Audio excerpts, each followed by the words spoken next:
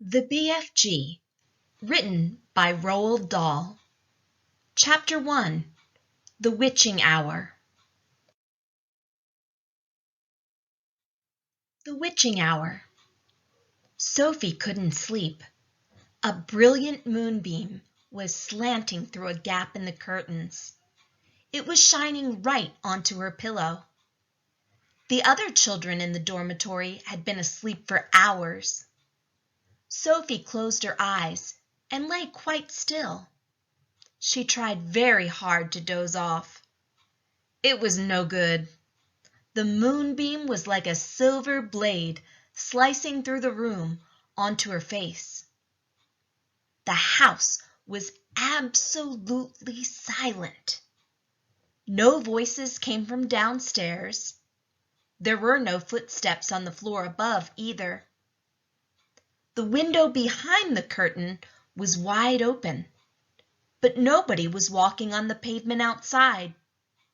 No cars went by on the street.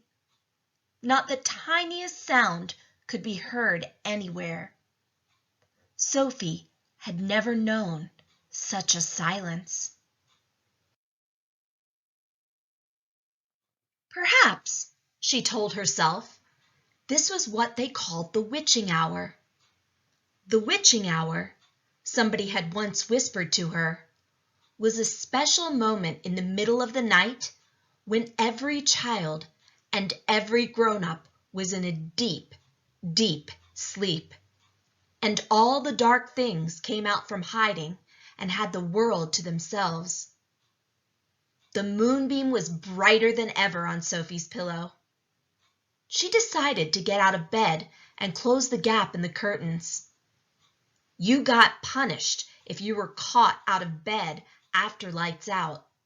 Even if you said you had to go to the lavatory, that was not accepted as an excuse, and they punished you just the same. But there was no one about now. Sophie was sure of that. She reached out for her glasses that lay on the chair beside her bed. They had steel rims and very thick lenses, and she could hardly see a thing without them. She put them on. Then she slipped out of bed and tiptoed over to the window. When she reached the curtains, Sophie hesitated.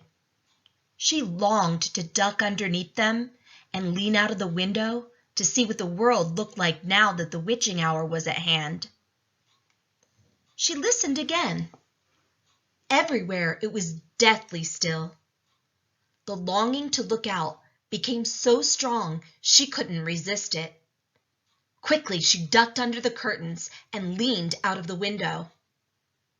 In the silvery moonlight, the village street she knew so well seemed completely different. The houses looked bent and crooked, like houses in a fairy tale. Everything was pale and ghostly and milky white. Across the road, she could see Mrs. Rance's shop, where you bought buttons and wool and bits of elastic. It didn't look real.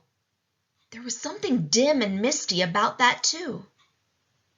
Sophie allowed her eye to travel further and further down the street. Suddenly she froze. There was something coming up the street on the opposite side. It was something black. Something tall and black. Something very tall and very black and very thin.